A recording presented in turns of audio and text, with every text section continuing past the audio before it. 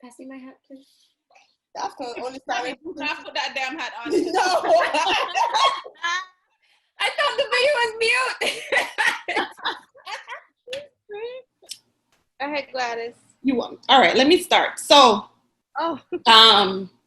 Gladys, you want to go? No, you could go first. Oh my God! Yeah. I mean, I can go first. You want me to go first? Joe, take all of this out, please. Yes, go ahead.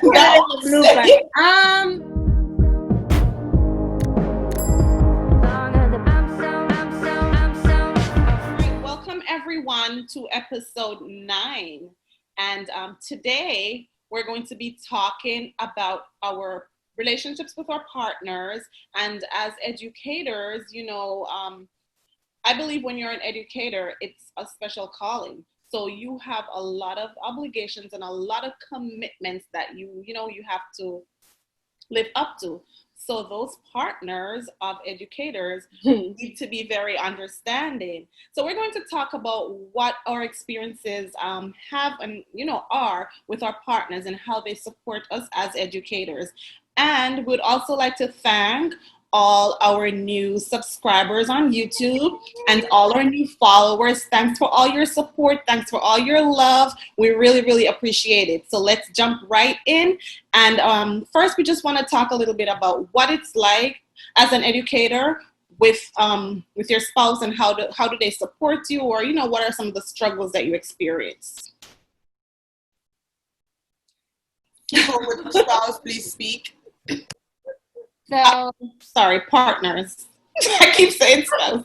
You know what spouse, we mean boyfriend, girlfriend, fiance, husband, wives. Yeah.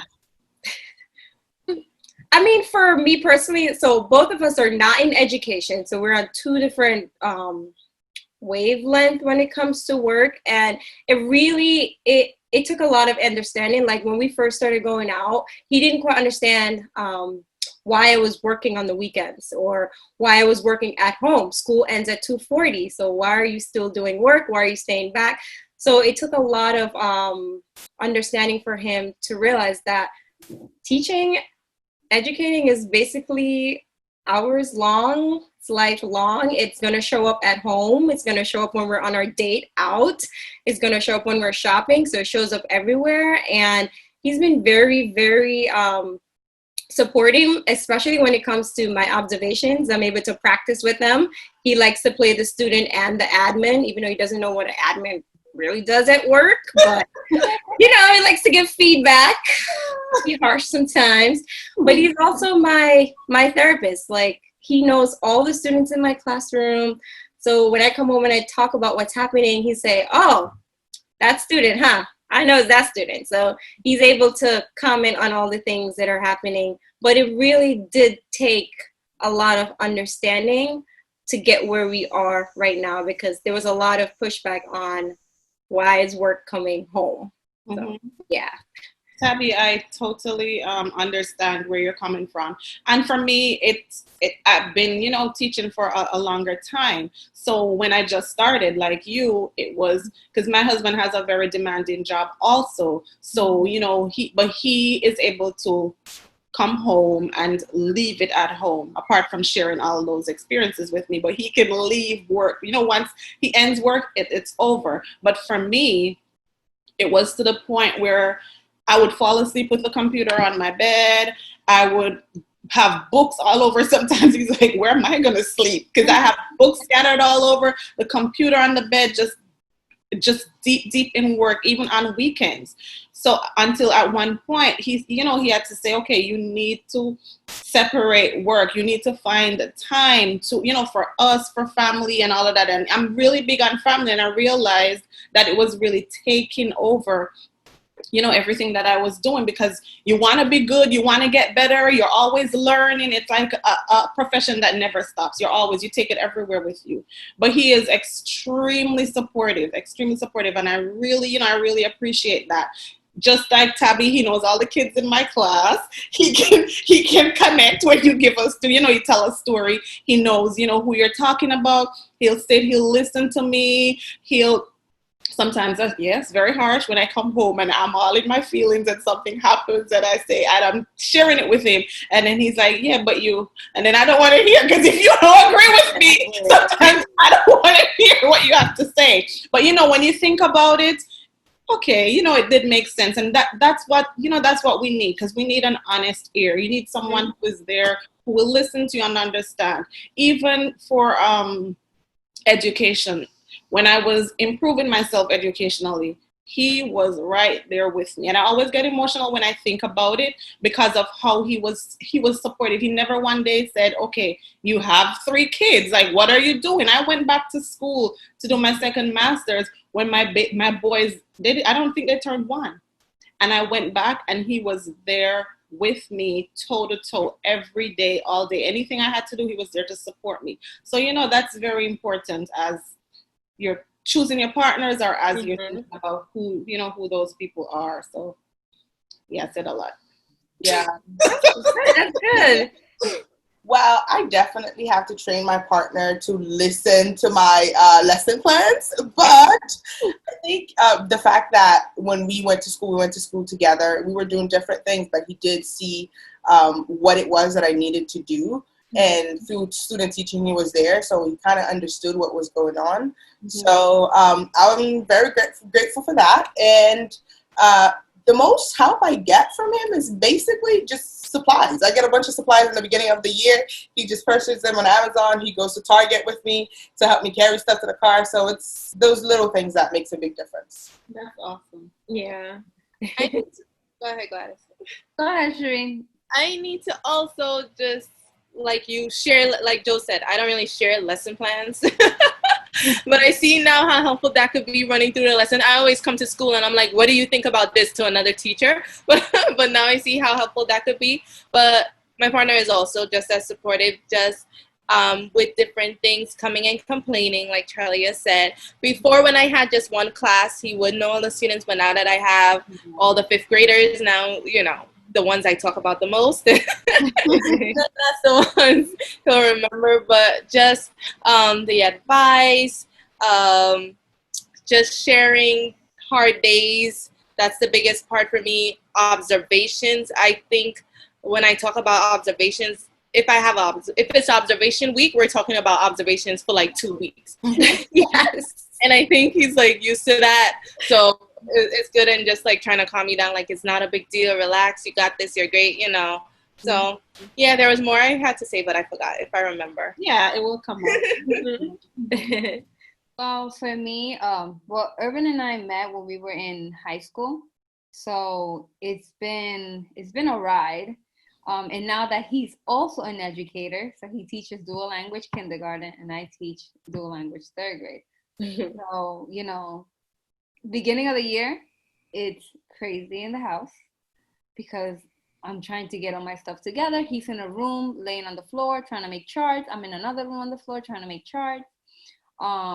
We are constantly, talking about parent-teacher conference, the students in our class, the parents in our class, and we're in constant communication about our job, because literally we both do the same thing. So it's so easy, and we can relate so well to everything.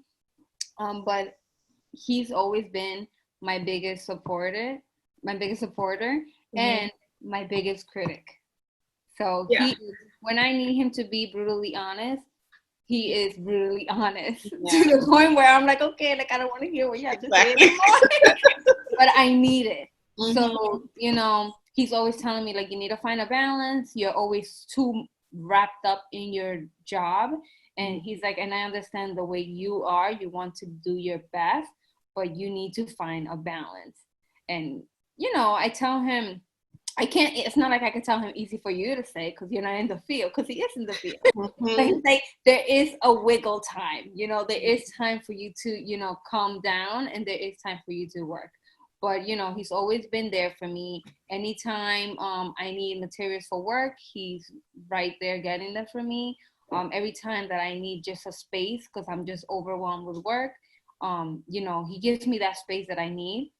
Usually, because we teach 2 different grades, we don't really plan together. However, when I do need to teach a lesson and I feel like something is not coming out right, or I'm not saying it right, I could tell him and he'll be like, oh no, just change this or do it this way. Even though we don't teach the same grade, but it's just in that teaching manner, we're able to kind of like find a common ground. But he's always been so supportive, and his family and my family, they get along just well. And because they know the field that we're in, they're always there to back us up. So parent teacher conference, we get out late from work. As much as I love to cook, but I cannot get here at 8:30, 9 o'clock to cook, his mom is there cooking for us. Come pick up the food. Don't go to bed without food. Every time that I need something carried to work, or I need to work on a big project, like last year I had to cut a bunch of cardboard out in circles to make group. His father was the one helping me out. So, it's just like the whole family is just there, and it's nice. And besides, almost everybody in our house are like teachers, so I think the family just inherits being a teacher as well. I think it's for us too. When there's so many teachers, I think one of the biggest things that, at least for me, and sound like you too, Tabby, that they have to get used to when they're not teachers is how much we work. Like, it's just so surprising for many people outside of our spouses, like how much we work. It isn't 8:20 to 2:40 and that's it. Like, never. We're working, we come home, we're grading. Oh my gosh, grading. Guys, do you get help grading? I beg and beg and beg and I don't get help grading. But just I remember. Sorry, Shireen, go ahead. No, because I am a child of both parents who are educators. So I would grade, I would score, I would do everything. And I always said, I don't know how my parents do it, because they were teachers teaching in the same school for 30-something years. They taught high school, and they taught together in the same school. To the point where when they had, because sports day is something big in Jamaica, where everybody's in a different house, and they were always in separate houses, and their houses were the rival houses. And every sports day, mommy and daddy would be in conflict. Oh my gosh. Yep. Whichever house won, they were attacking each other. I'm like, are you kidding me? They took it so serious. So, all of that kind of stuff. And I'm like, oh my gosh. So I understood. But then my husband, his family is not really, there are not a lot of educators. In my family, the only person who's not an educator is my brother. So we're all educators, but then they're so understanding. His mom, she'll be like, oh, I didn't want to call you at that time, especially with remote learning. She's like, because I know you're teaching, and she'll call to check in to see, how are you doing? Because she knows it's hard. And she's the person who, she reads the newspaper from the front to the back. She does not miss a line. She watches the news, so anything with education, she'll call me. Oh, you never hear what happened? I'm like, no, what happened? And a lot of things she's the first to tell me. So, they're very supportive, and not just your spouses or your partners, but it extends to family, which we're going to talk a lot about next episode. Yeah, I was like, I wanted to tell you guys, I'm like, you know what? Stick around for the next video if you want to hear more. But something I think I need to add some more in, because, my spouse is going to watch this video and say, you barely talk about how I support you. But just like Charlia was saying that how her spouse supported her in extending her education, it was the same thing for me as well. Like, I was kind of okay with the degree that I have and where I was in life, and he just kept pushing me. Even right now, he's pushing me to do my 30 and above. Good job. Good job. Recently, I've signed up for classes. So, it's just that continuing learning that they're a huge part of. You're welcome, babe. Definitely. For me, I just feel like there has to be great communication. If you want your spouse to really understand you and understand what you're going through, whether they're in the field, in the education field or not, you just really have to be verbal and communicate to one another and know, like, this is my limit, and this is where I am right now. Don't push it. So I feel like you just have to be in constant communication and understand where you are. And we also have to understand them too. Like, I know a lot of time I've explained stuff to him and I'm expecting him to understand it when it comes to education, but I have to also remind myself, like, he's not in this field and he's trying his best to understand. So we have to also be kind of like soft on that end too. I sometimes I have to check myself afterwards by myself after all this happened. Or even being in the same field. Sometimes Irvin and I don't agree on certain things, and I'm trying to impose on him, like, no, this is what I think, and I am right. And he, on the contrary, he's like, no, like, that's not what I think. You're not right. So even being in the same field, like, you don't understand. Sometimes we'll be having a discussion at the dinner table, and I'm like, but that's not what I think. And he's like, no, that's what I think. I'm like, okay, I can change your mind. Yeah, but at least Gladys, his understanding is coming from a different place. Yeah. When they're not educators, they have no clue what happens. And I think over remote learning, they got a glimpse into what it's like for us, because a lot of times they're just sitting there with us, and then I come off and I'm like, did you hear that? Like, did you hear what happened? Then he's like, okay, so I know, and I could see him processing a lot of it, like, oh, this is what really happens in the classroom, because they're not there with us. And Joe's, yeah, you need to train your partner. So listen well. Yeah. No, it's more like the lesson planning part, because I didn't know we could do that. I didn't know that we could have them play parts. That's like gold. Yeah. My husband has been the disruptive student, the good student. Okay. I can't practice lessons though, because that would just stress me out. I don't think I could. No, I couldn't do that. Because then I would just be, and then I would think about it too much, and I'll go in, and it'll be too much overthinking. So I start rattling. So at one point he's like, okay, like, what are you talking about anymore? Like, what are you teaching? And I was like, okay, I have to take it a step back. Or even proofreading. Now that I'm thinking about it, Mm-hmm. And you need to learn how to grade, FYI. True. Especially, I have so many things to grade. Yeah, this school year, I got a little help. I did. Let me not say, but it's still like a pull and tug. Like, please help me grade. But yeah, that's the biggest. I feel like it's double work, because even when if let's say they help you grade, you have to now look over what they've graded. That's true. So it makes sense. Like, there's 3 most stressful times during the year. That is the first parent-teacher conference, the second parent-teacher conference, and testing season. Are we forgetting? What about observations? The Fridays, the first September. Yeah. I feel like, okay, so first Friday, First Friday. Yeah, the first Friday. Oh yeah, the first one is kind of like nerve-wracking. Don't know what to expect. Parents are coming with their loops on, coming to see everything. That's the least of my problem. I'm like, this is supposed to be a fun day. Me too. The first one, and I'm always nervous. Not at all. The first Friday. So we're going to flip it a little bit, and we're going to talk a little bit about how we support our spouses, because we've been talking a lot about how they support us. So how do we support our spouses in their professions and, just personally? Yeah. For me, the biggest part that I realize I have to do is listen.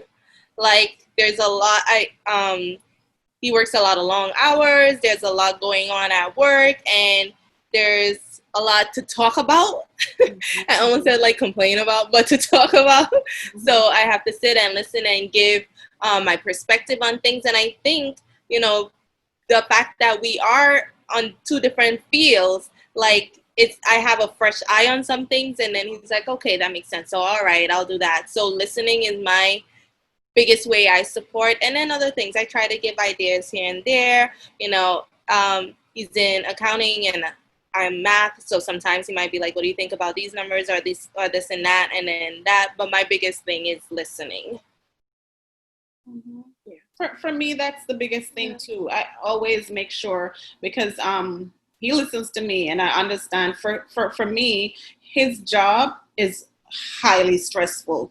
So when he comes home, sometimes honestly, I do not want to hear the stories because sometimes they're very scary and it puts me in a place where I don't want to be. But I understand that I have to just get out of my feelings and listen, because that's his way of unwinding. That's his way of relaxing his mind and separating himself from work and from what he sees and from what happens there. So, I listen. I'll just listen. Sometimes I'll give advice. Sometimes he shares experiences with me that gets me really upset. And I am like, but you should have said this. Do you want me to do this? Do you? And I get really in it. I'm like, all right, because he approaches things totally different from me. Totally different from me, because I always have to be heard. I need to express how I'm feeling. But he's like more laid back, and he'll be like, no, listen. But when he gets to the point where he's going to explain or express himself, he will. But it takes him a longer time to get there. So when he tells me how he reacts, I'll say, so what did you say? Or what did you do? And he tells me, I'm like, really? But then, I have to get out of myself, my feelings, and I say, okay, well, this is what you can do. Give advice, and listening is key. It's funny you said that, Charlie, because I feel like with me and my spouse, we're the opposite. Like, he's the one that's like, he has to be heard. And I'm the one that's just like, okay, so we could have approached this a little bit different. So I have to learn to also, I hate to say it, listen, but not listen to respond. Because a lot of time I will listen to a story just to give him advice. Mm-hmm. At the time, he doesn't want advice. He's just kind of venting. So I have to realize that, okay, I have all these ideas, probably better ideas. Better, but I'm going to keep them in my head this time and just let him share what happened, let him vent for whatever happened during the day. So that's one way I'm supportive of him. And also, like, I guess because I'm a teacher, I'm always checking stuff for him, grammatical stuff. He'll always send me a screenshot of an email. Hey, what do you think about this? Am I missing a period or a comma? Or before he posts something on social media, he'll share it with me, because then I'll text him and say, hey, babe, it's missing a comma here. You might want to edit. So those are just the little ways that I'm supportive with them. And do you guys give advice, like using 4 R's and 7 habits? Yes. Well, yeah, go ahead. Well, for me, it's a bit hard to provide help because he does coding, and I have no idea what that involves. If only I could understand what they were saying in the coding and the stuff, I would listen. Yeah. But just nod, girl. Sometimes you don't need to understand. Mm-hmm. Just listen. Just nod.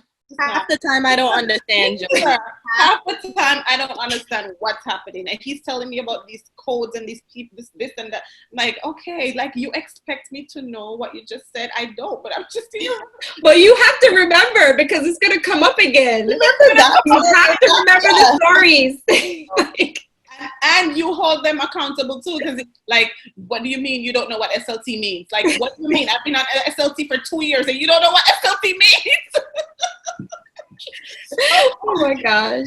What about you, Gladys? For me, well, he has a second job aside from teaching. He works at a retail cell phone store. Mm-hmm. So he works about 74 hours a week sometimes. Wow. So just being able to be home when he gets home. I love to cook, so I really enjoy like making dinner for him and making sure that when he gets home, he has the home cooked dinner and we can sit on the table and not even talk about our days, because we feel like we're in school and we're working for so many hours that we want to talk about something else other than work. Mm-hmm. My first language is Spanish. His first language is English. And since he's in a dual language program, some of his parents speak Spanish. So sometimes translating things for him in Spanish, making sure they sound okay in Spanish. And he doesn't have the best handwriting, which is weird. So I make a lot of the charts. So when I go to his classroom, I see a lot of my charts hanging around. But we're just a good balance. We're like complete opposites. They say opposites attract, and I believe that. He's very reserved, very quiet. He's the one that needs to be heard, Tabby. He's more like really assertive. And I am more like, I guess She's shy around us. Exactly. he's very reserved. Emil too. Emil is shy around us too. He is more like he's more assertive when it comes to certain things. Like he needs to be heard. So I kind of like that balance. I'm like kind of like his moral compass sometimes. So it's a good balance. I like that moral compass. Yeah. I like that. I always say he's balance to my being, because we're complete opposites, and he is the one who checks in and lets me think of certain things sometimes. And another thing, when we just started, when he just started in his profession, it was like his schedule was all over the place. Sometimes, he had to work nights. It was very hard for me. It was very hard for me to understand it, because I came from a home where my parents went to work and came home at a decent hour. They were always at home. I went through experiences where I had to be at home with the kids alone, and, all of that. And at one point I was angry. I became resentful because I thought, oh, this is not what I wanted. I wanted my husband to be, always there at home with me every night. And I had to really think about it and accept it and understand that that's a profession that he chose. That's his life. So I cannot be selfish. So I thought a lot about that. And, eventually everything fell into place. But at that point, I became a bit selfish at that point. But then eventually I understood that I had to be more understanding, so that I grew out of that. Hard to get used to the long hours. Like, it took me a long time to get used to it, and then every time he transfers to a different field within his company or different client, and the hours would change, and I'm like, now I need to get used to it again. And I think like I can accept it, but I feel like it'll be even harder if we have kids, because then I'll be like, no. Yeah. I don't know, man. So yeah, the hours are hard. Yeah. All right. So that's our take on supporting our spouses and our partners, and just how they support us and how we support them. So we encourage you to go to our video on YouTube. It will be posted on YouTube. Please make sure you like, subscribe, comment, share. Don't forget to share with your friends and families. Yeah. Okay. Don't forget, if you have any suggestions of any topics that you would like us to cover, let us know. We're open, and we'd really love to hear from our audience. And And speaking about that, in the comments below, why don't you let us know, how do you support your partner, or how do they support you? Bye. Can we vote?